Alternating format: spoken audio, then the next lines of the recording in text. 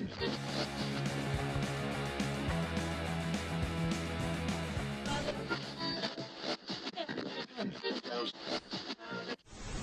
I'm Amy, thanks for tuning in.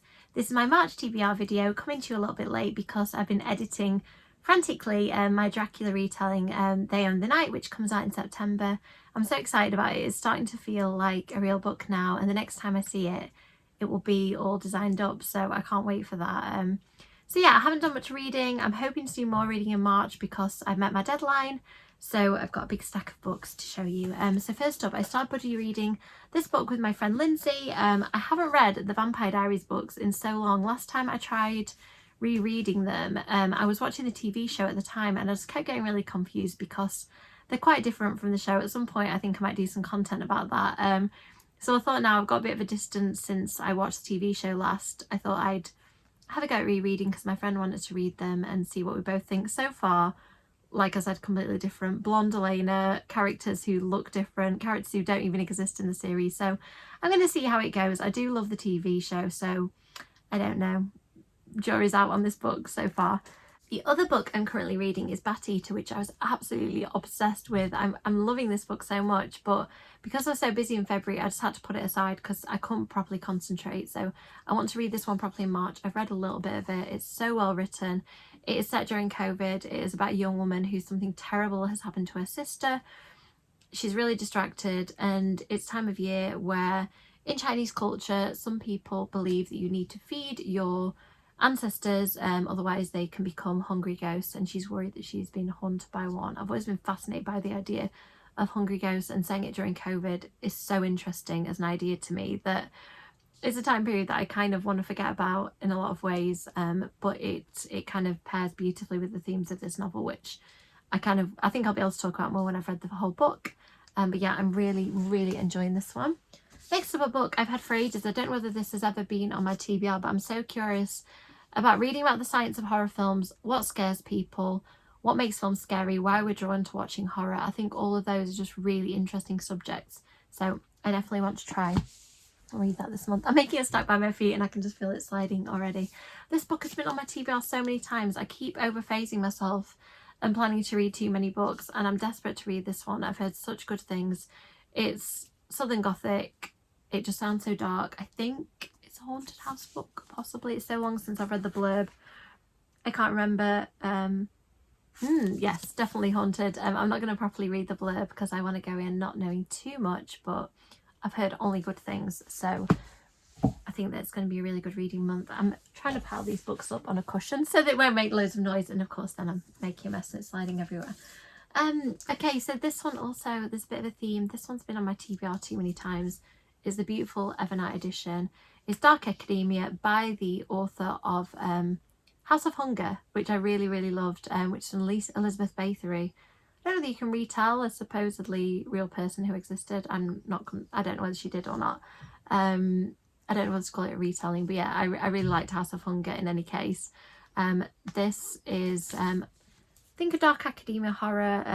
It says Lennon Carter's life is falling apart until she gets a mysterious phone call inviting her to take the entrance exam for somewhere very few have heard of.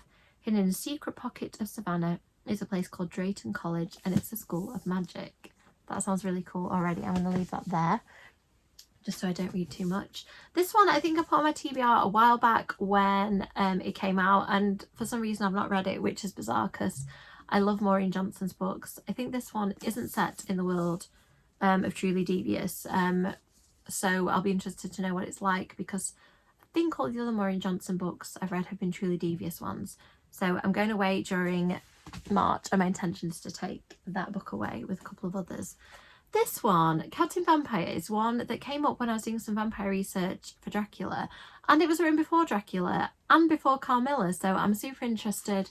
I think it was written by a young Belgian woman, and it was quite an influence on Bram Stoker, so I really want to know what this is like, so I thought I would try and read it this month. It's quite short for classic fiction, so let's see how I get on with it. Next up, Scholastic sent me an early copy of Sue Wallman's Next Way thriller.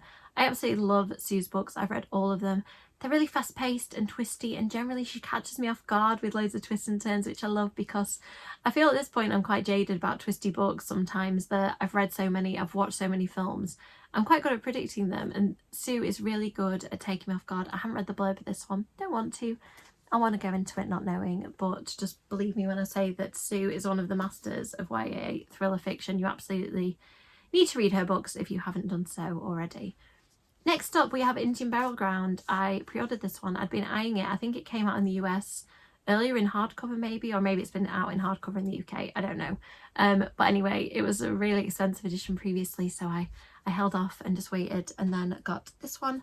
I don't know much about it, but the title just intrigued me because I remember ever since watching Buffy for the first time and hearing the idea of Native American burial grounds being a source of spirit activity, I think it's a really interesting idea, and I've never read a book about it, so I'm hoping this one will satisfy that craving that I've had. And also the publisher, I'm just checking which it is, Tor Nightfire, sent me an early finished copy of Incidents Around the House. I've been eyeing this one for so long. I really wanted the American edition, so I was so thrilled when I got an email about this because it seems to turn up on people's list of scariest reads of last year, and I've been trying to read more horror and really pushing myself, and this one's about family, so it could definitely push me to some uncomfortable subjects. For anybody who knows me, books involving children tend to scare me a lot, so yeah, I'm really looking forward to giving this one a try. I think I'm going to take this one on holiday away, and then I can read the MaureenJohnson if this one's too scary for me.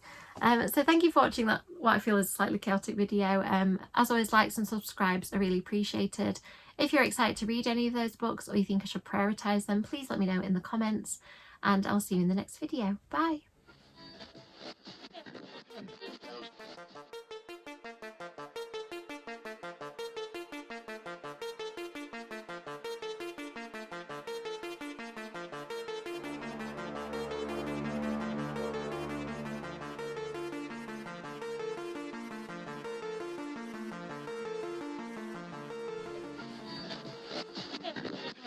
House.